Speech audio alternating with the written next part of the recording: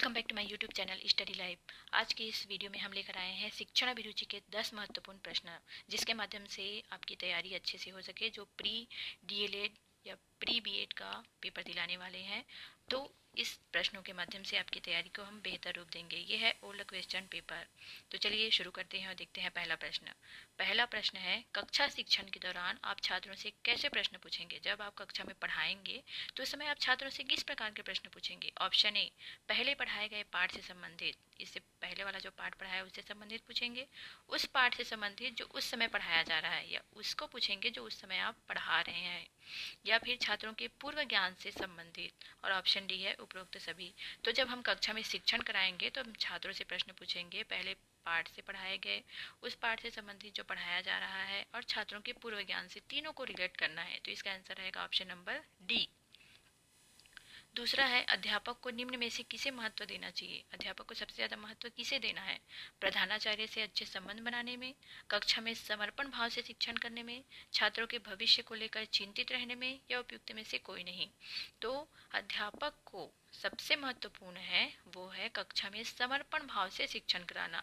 आपको प्रधानाचार्य से संबंध अच्छे हो या ना हो, इस बात से फर्क नहीं पड़ना चाहिए। नहीं, छात्रों के भविष्य को लेकर चिंतित रहना। छात्र जो है वो अपना भविष्य खुद ही निर्माण कर लेते हैं। उन्हें क्या करना है भविष्य में, ये वो खुद ही सोच लेते हैं। बस हमें अपना काम कराना है। हमारा जो मेन जो टारगेट है वो है कक्षा में समर्पण भाव से शिक्षण कराना। Option number B. तीसरा है, शिक्षण के किस गुण को छात्र सबसे अधिक पसंद करते हैं? शिक्षक का ऐसा कौन सा गुण होता है जिससे छात्र उनकी ओर अट्रैक्ट होते हैं, सबसे ज्यादा उनको पसंद आता है? निष्पक्षता, रौब, समय की पाबंदी, या अनुशासन प्रियता? तो रौब तो बिल्कुल नहीं हो सकता। शिक्षक का जो सबसे अच्छा गुण होता है वो होता है निष्पक्षता। अगर टीचर जो है क्लास में बैठे सभी बच्चों से निष्पक्ष रूप से वो बात करे, सभी के प्रश्नों का उत्तर दे, उनको समझे, तो उनको ज़्यादा पसंद आता है छात्रों को। तो इसका आंसर रहेगा option number A. Next question है, शिक्षक की योग्यताओं, शिक्षक की जो योग्यता है उसके प्रयास और व्यवहार का सही मूल्यांकन किया जाता है। किसके द्वारा किया जाता है? प्रधानाचार्य द्वारा, उसके साथियों द्वारा, उसके छात्रों द्वारा, या विशेषज्ञों द्वारा? तो शिक्षक की योग्यता, उसके प्रयास और व्यवहार का सबसे अच्छा आकलन जो है वो करते हैं उनके छात्र, नहीं प्रधानाचार्य, नहीं उनके साथी, और नहीं विशेषज्ञ। उनका सही मूल्यांकन जो करते हैं वो होते हैं छात्र। अगला प्रश्न है, आपके विचार में शिक्षा का उद्देश्य होना चाहिए। शिक्षा का उद्देश्य कैसा होना चाहिए? शिक्षा ग्रहण करने के बाद नौकरी, छात्रों की मानसिक योग्यता का विकास, छात्रों को साक्षर बनाना, या छात्रों का सर्वांगीण विकास? तो हमारे विचार में शिक्षा का उद्देश्य होना चाहिए एक टीचर के नाते कि छात्रों का सर्वांगीण मतलब मानसिक, शारीरिक, संवेगात्मक, आध्यात्मिक सभी प्रकार के विकास जो है उसमें शामिल रहेंगे। तो हमें छात्रों का सर्वांगीण विकास करना है, किसी एक को ध्यान नहीं देना है कि छात्रों को साक्षर बनाना है, शिक्षा ग्रहण करने के बाद नौकरी करना है। नहीं, हमारा लक्ष्य होना चाहिए कि शिक्षा का उद्देश्य छात्रों का सर्वांगीण विकास। अभिभावक मुलाकात दिवस की सबसे अधिक आवश्यकता पड़ती है। अभिभावक मुलाकात की आवश्यकता कौन सी स्टेज पे सबसे ज़्यादा होती है? प्राइमरी कक्षाओं में, माध्यमिक कक्षाओं में, उच्चतर माध्यमिक कक्षाओं में, या महाविद्यालयों में? तो अभिभावक मुलाकात दिवस की सबसे अधिक आवश्यकता पड़ती है प्राइमरी लेवल में। प्राइमरी लेवल में अगर आप जो है अभिभावक टीचर से जुड़े रहेंगे तो टीचर को भी पता चलेगा, कि टीचर को तो पता ही रहेगा लेकिन अभिभावक को ये पता चलेगा कि उनके बच्चे कैसे पढ़ रहे हैं। और यही वो स्टेज होता है जब बच्चे जो हैं सबसे ज़्यादा एक्टिव रहते हैं। वैसे तो सभी में एक्टिव रहते हैं, लेकिन अगर प्राइमरी से ही उनको ध्यान दिया जाए तो बच्चे जो है वो बहुत आगे चलते हैं। तो इसका आंसर रहेगा option number A. Next question है, यदि कोई शिक्षक किसी विद्यार्थी के प्रश्न का उत्तर देने में समर्थ नहीं होता है, आप शिक्षक हैं और कई बार ऐसा होता है कि आपको उस प्रश्न का आंसर पता नहीं है जो बच्चे ने पूछ दिया, तब आप क्या करेंगे?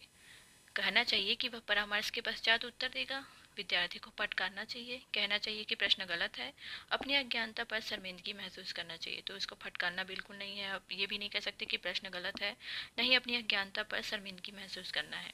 उसे कहना है कि वह परामर्श के पश्चात उत्तर देगा। Option number A. Next question है, शिक्षकों के बीच संघर्ष का सबसे दूषित परिणाम होता है। शिक्षकों के बीच मान लीजिए संघर्ष हो रहा है, वहाँ पे शिक्षक है उनके बीच संघर्ष हो रहा है, तो उसका सबसे ज़्यादा दूषित परिणाम क्या होता है? शिक्षण समय में कमी, छात्रों का व्यवहार बिगड़ जाना, पाठ्य सहगामी क्रियाएं प्रभावित होना, प्रधानाध्यापक एवं अध्यापकों का संबंध खराब होना। तो सबसे दूषित परिणाम होता है कि वो होता है छात्रों का व्यवहार बिगड़ जाना, क्योंकि बच्चे जो है छात्र को देखकर ही सीखते हैं। तो शिक्षकों के बीच अगर संघर्ष हो रहा है तो उसका दूषित परिणाम जो है छात्रों को भुगतना पड़ता है या छात्रों के ऊपर पड़ता है। तो इसका राइट आंसर रहेगा ऑप्शन नंबर बी। नेक्स्ट है, यदि आपके कुछ विद्यार्थी विद्यालय परिसर में आपसे अभद्र व्यवहार करते हैं तो आप क्या करेंगे?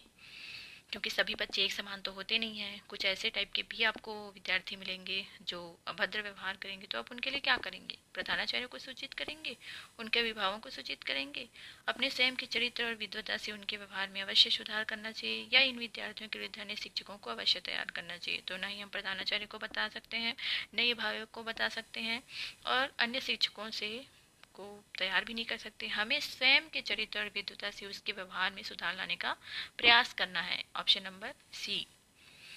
लास्ट क्वेश्चन है, यदि विद्यार्थी आपका अनुसरण करने में असमर्थ है तो आपको, यदि विद्यार्थी आपका अनुसरण नहीं कर रहा है तो आप क्या करेंगे? उन्हें उत्तर बता देना चाहिए, विषय वस्तु को सरल करना चाहिए, उदाहरणों सहित स्पष्ट करना चाहिए, या उपयुक्त सभी।